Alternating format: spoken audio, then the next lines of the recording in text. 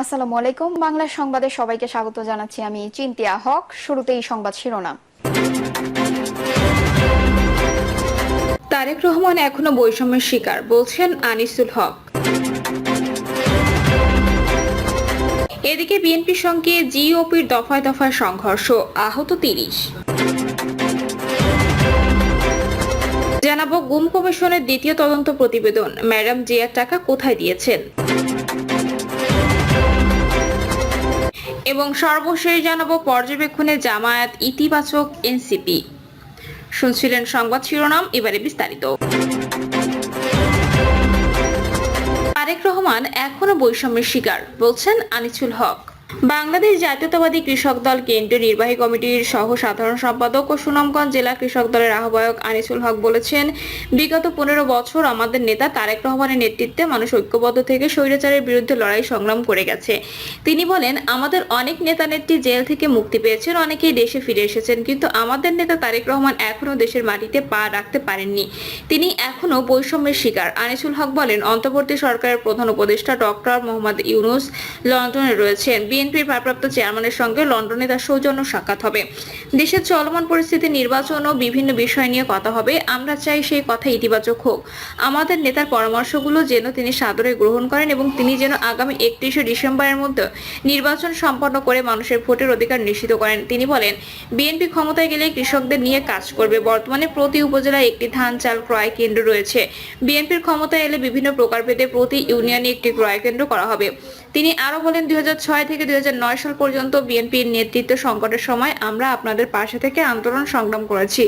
কঠিন সময়ে আপনারা আমাকে উপজেলা চেয়ারম্যান নির্বাচিত করেছেন। দেশনেত্রী আমাকে জেলা বিএনপি যুগ্ম আহ্বায়ক করেন। আমি আপনাদের নিয়ে সুনামগঞ্জ 1 আসনে মানুষের সুখে দুঃখে পাশে থেকেছি।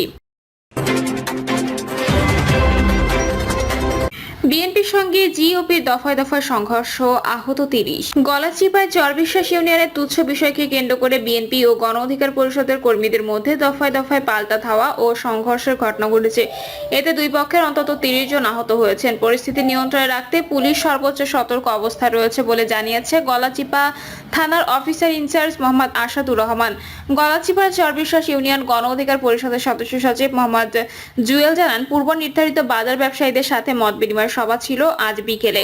প্রোগ্রাম শুরু হয় সন্ধ্যায়। গণ অধিকার অফিসের সামনে প্রোগ্রাম শুরু করি, পাশে বিএনপির অফিস। তখন বিএনপি নেতাকর্মীরা সেখানে বিভিন্ন ধরনের উত্তেজনামূলক আওয়াজ করে।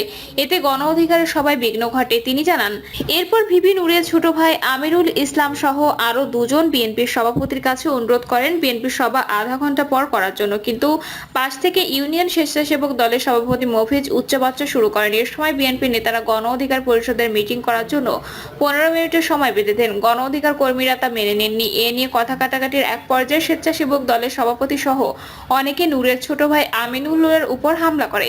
ওই সময় আমিনুল সহ ইউনিয়ন ছাত্র অধিকার পরিষদের 2 নম্বর ওয়ার্ডের সভাপতি কনক, সাধারণ সম্পাদক জিহাদ, 5 নম্বর ওয়ার্ডের সাংগঠনিক সম্পাদক শামীম, কে আলী, কলেজ শাখার সভাপতি শামীম সহ আরো অনেকে আহত হন।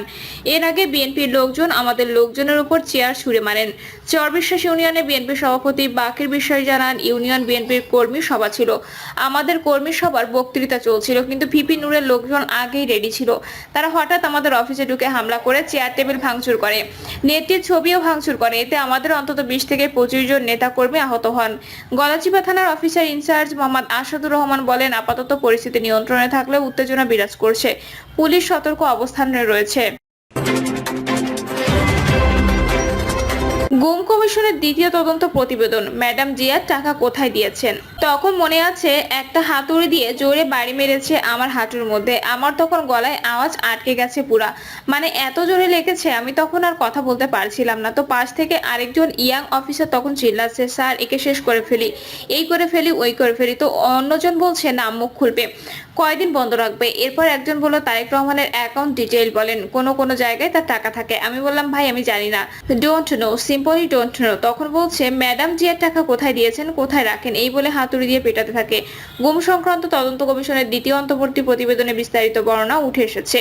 4 জুন রাষ্ট্রীয় অতিথি ভবন যমুনায় প্রধান উপদেষ্টা অধ্যাপক মোহাম্মদ ইউনূসের কাছে এই প্রতিবেদন জমা দেয় commission. Unfolding the truth, structural diagnosis of enforced disappearance in Bangladesh শিরোনামের ওই প্রতিবেদনে গুমের ঘটনায় প্রত্যক্ষ ও পরোক্ষভাবে জড়িত প্রতিটি বাহিনীর ভূমিকা তুলে ধরা হয়েছে। প্রতিবেদনে গুম থেকে ফিরে আসা সাবেক রাষ্ট্রদূত মারুফ-জামানের সাক্ষাৎকার স্থান পেয়েছে। মারুফ-জামান 2017 সালের 4 ডিসেম্বর বিদেশ যাওয়ার পথে হযরত শাহজালাল আন্তর্জাতিক বিমানবন্দর থেকে নিখোঁজ হন। তার নিখোঁজ হওয়ার কয়েকদিন পর 3 লোক ধানমন্ডির বাসা থেকে মারুফ-জামানের মোবাইল ফোন, ল্যাপটপ সহ বেশ কিছু জিনিসপত্র নিয়ে যায়। এরপর নিখোঁজ থাকার 16 মাস পর 2019 সালের 15 মার্চ রাতে ধানমন্ডির বাসায় ফিরে আসেন মারুফ-জামান। 1973 সালে ক্যাপ্টেন পদমর্যাদা সেনা কর্মকর্তা থাকা অবস্থায় তিনি পররাষ্ট্র ক্যাডারে আত্মীয়করণ করেন।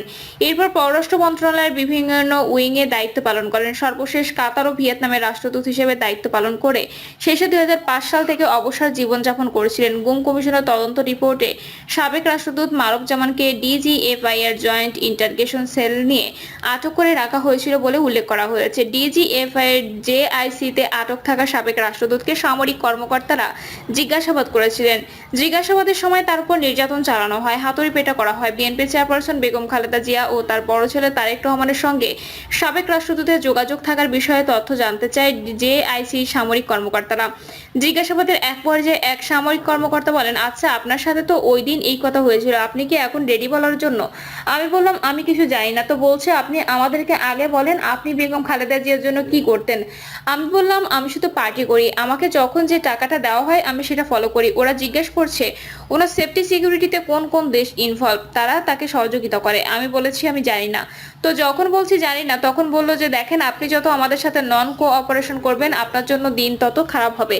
তখন ওই ব্যক্তি বলল যে আপনি অ্যাম্বাসিতে যেতেন, অ্যাম্বাসি থেকে গিফট আসতো, উনি গিফট দিত, এসব গিফটে কি ছিল? আমি বললাম আমি জানি না। তখন মনে আছে একটা জোরে হাতুড়ি দিয়ে বাড়ি মারলো আমার হাঁটুতে, তখন আমার গলায় আওয়াজ আটকে গেছে, মানে এত জোরে লেগেছে আমি তখন আর কথা বলতে পারছিলাম না। পর্যবেক্ষণে জামায়াত, ইতিবাচক এনসিপি। লন্ডনের প্রধান উপদেষ্টা অধ্যাপক মোহাম্মদ ইউনূস ও বিএনপির ভারপ্রাপ্ত চেয়ারম্যান তারেক রহমানের আজ অনুষ্ঠেয় বৈঠকে গুরুত্বপূর্ণ বলে মনে করছেন রাজনীতিবিদরা। জামায়াত ইসলামী জানিয়েছে তারা পর্যবেক্ষণ করছে। জাতীয় নাগরিক পার্টি বলেছে বৈঠক ইতিবাচক হিসেবে দেখছে তারা। অন্য দলগুলো আশা নির্বাচনের সময় নিয়ে সরকার এবং বিএনপির মতভিন্নতা দূর হবে। গত 6 জুন জাতির উদ্দেশ্যে ভাষণে প্রধান উপদেষ্টা জানান, আগামী বছরের এপ্রিলের প্রথমার্ধে ত্রয়োদশ সংসদ নির্বাচন হবে। তবে বিএনপি এবং দলটির মিত্রদের দাবি ডিসেম্বরের আগে নির্বাচন হতে হবে। নির্বাচনের সময় নিয়ে সরকার ও বিএনপি টানাপোড়েনের কারণে এই বৈঠক নিয়ে সব মহলে আলোচনা তুঙ্গে। দেশের সাধারণ মানুষও কৌতূহল নিয়ে বৈঠকের অপেক্ষায় আছেন। সবার প্রত্যাশা আলোচনার মধ্য দিয়ে বিদ্যমান সংকটের জট খুলবে। নির্বাচন তফসিল নিয়ে সৃষ্ট জটিলতার অবসান হবে। জামায়াতের সহকারী সেক্রেটারি জেনারেল মোহাম্মদ হামিদুর রহমান আজাদ বলেন, নির্দিষ্ট আলোচ্য সূচিবিহীন একান্ত বৈঠক হবে বলে জানা যাচ্ছে, তাই অভিমত জানানোর কিছু নেই। জামায়াত পর্যবেক্ষণ করবে। এনসিপির জ্যেষ্ঠ যুগ্ম আহ্বায়ক আরিফুল ইসলাম আদিব বলেন, সরকারের সঙ্গে যে কারো বৈঠকে এনসিপি স্বাগত জানায়। এনসিপি আশা করে বিএনপি সংস্কার এবং বিচারের সরকারের প্রতিশ্রুতি বাস্তবায়ন সহযোগিতা করবে। তবে দেখা যাচ্ছে বিএনপি নির্বাচনে জোর দিচ্ছে। রাজধানীর নয়াপল্টনে দলের কেন্দ্রীয় কার্যালয়ের সংবাদ সম্মেলনে বিএনপির জ্যেষ্ঠ যুগ্ম মহাসচিব রুহুল কবির রিজভী বলেন, চলমান রাজনৈতিক প্রেক্ষাপটে বৈঠকটি অত্যন্ত গুরুত্বপূর্ণ। আগামী নির্বাচন সংস্কার এবং গণতন্ত্র সামনে এগিয়ে নিতে বৈঠকটি তাৎপর্যপূর্ণভাবে ভূমিকা রাখবে। চেয়ারম্যান শেখ রফিকুল ইসলাম বাবুল বলেন, বৈঠকের দিকে পুরো জাতি তাকিয়ে আছে। বিশ্ববাসীও এই বৈঠকে গুরুত্ব দিচ্ছে। দেশের রাজনীতিতে যে কালো মেঘ জমেছে, আশা করছি এই বৈঠকের মধ্য দিয়ে তা কেটে যাবে।